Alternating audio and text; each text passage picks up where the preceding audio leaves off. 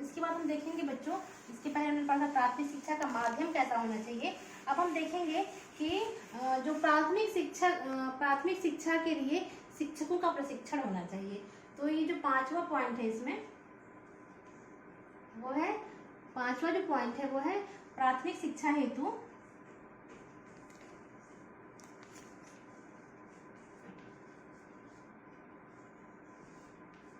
प्राथमिक शिक्षा हेतु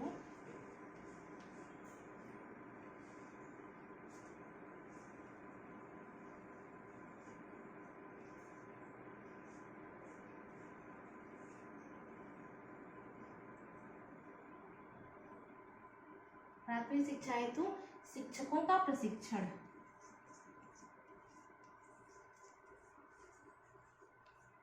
शिक्षकों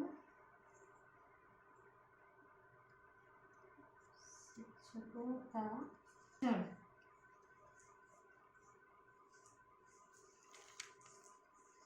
शिक्षा हेतु शिक्षकों का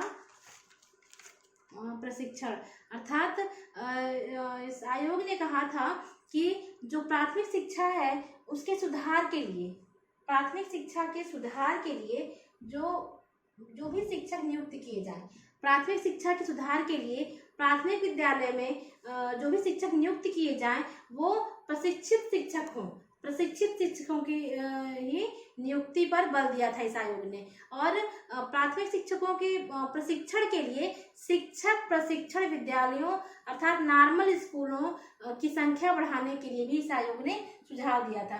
तो इस भारतीय शिक्षा आयोग ने कहा कि जो भी शिक्षक प्राथमिक विद्यालय में शिक्षा दे रहे हैं वो प्रशिक्षित हों और उनके प्रशिक्षण के लिए प्रशिक्षण विद्यालय या नॉर्मल स्कूल को बनाने का या उनकी संख्या बढ़ाने का सुझाव दिया। और साथ ही साथ इस आयोग ने यह भी कहा कि जो प्रत्येक क्षेत्र के जो विद्यालय निरीक्षक हैं वो अपने अपने क्षेत्र में कम से कम एक शिक्षक प्रशिक्षण विद्यालय अवश्य बनवाएं, अर्थात प्रत्येक विद्यालय निरीक्षक के क्षेत्र में कम से कम एक शिक्षक प्रशिक्षण विद्यालय होना चाहिए।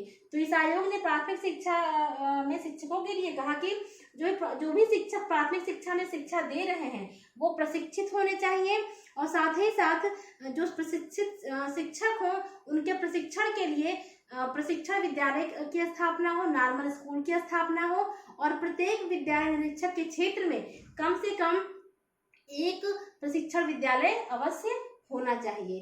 तो आइए अब हम देखते हैं कि प्राथमिक देसी पाठशालाओं को प्रोत्साहन देने के लिए इस आयोग ने क्या कहा।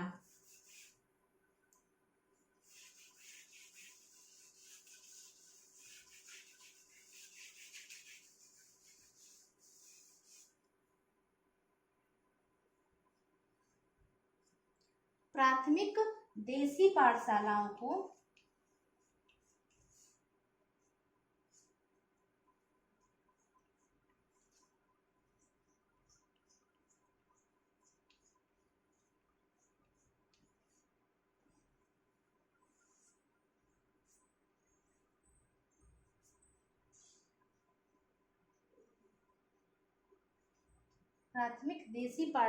को प्रोत्साहन।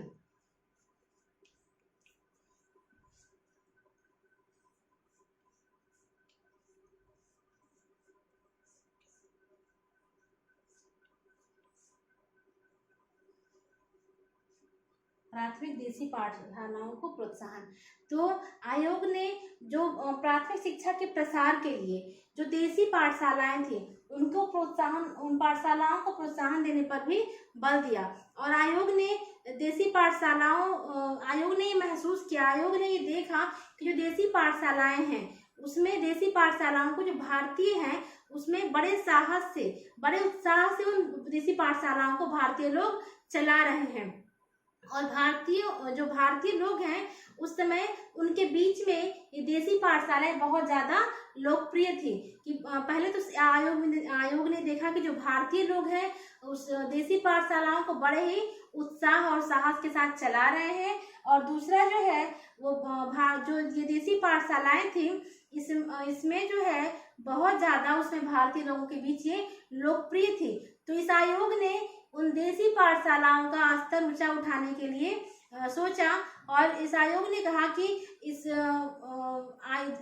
देसी पाठशालाओं का ऊंचा उठाने और उन्हें प्रोत्साहन देने के लिए भी कई सुझाव दिए थे। इससे पहला सुझाव था कि सभी जो देसी पाठशालाएं हैं उनके भवन के निर्माण के लिए और वहाँ के अध्यापकों के वेतन के भुगतान के लिए भी सरकार अनुदान देगी। तो पहला सुझाव था इस भारतीय शिक्षा आयोग का देसी पाठशालाओं के बारे में कि उस देसी पाठशालाओं के भवन निर्माण के लिए और साथ ही साथ वहाँ के शिक्षकों के भुगतान के लिए भी जो सरकार है वो अनुदान देगी। जो दूसरा बिंदु था उसमें इस सरकार आयोग ने कहा कि इस देसी पाठशालाओं में पढ़ने वाले, इस देसी पाठशालाओं में अध्ययनरत जो विद्यार्थी हैं, जो निर्धन छात्र हैं, उनको छात्रवृत्ति भी दी जाएगी।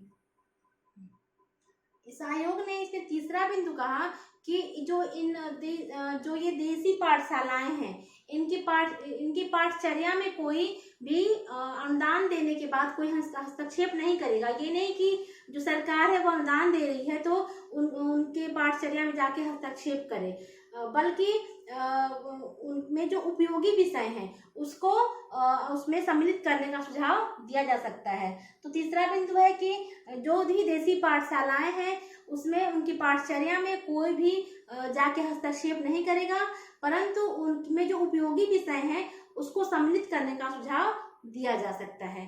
और नंबर 4 और अंतिम सुझाव जो था इसके बारे में कि देसी पाठशालाओं के प्रोत्साहन के बारे में इस आयोग का, वो था कि जो ये विद्यालय हैं, ये विद्यालयों के शिक्षकों के प्रशिक्षण की व्यवस्था भी की जाए। तो कहने का तात्पर्य ये है कि इस आयोग ने कहा कि सिर्फ जो आयोग के जो सरकारी स्कूल हैं या जो उसमें ब्रिटिश के स्कूल थे, सिर्फ उन्हीं के शिक्षकों को प्रशिक्षण ना दिया जाए, बल्कि जो देसी पाठशालाएं उसमें फल फूल रही थी या कहीं ना कहीं चल रही थी, जिसमें भारतीय लोग बड़े उत्साह से भाग ले रहे थे और वो बहुत ज़्यादा प्रचलित थी भारतीयों के बीच में, तो उनमें पढ़ाने वाले जो शिक्षक हैं उनको भी प्रशिक्षित किया जाए, अर्थात देसी पाठशालाओं में भी प्रशिक्षित शिक्षकों की नियुक्ति ही की जाए। जो शिक्षक प्रशिक्षित न हो उनकी नियुक्ति न की जाए। तो बच्चों, आज का वीडियो मैं यही समाप्त करती हूँ। धन्यवाद।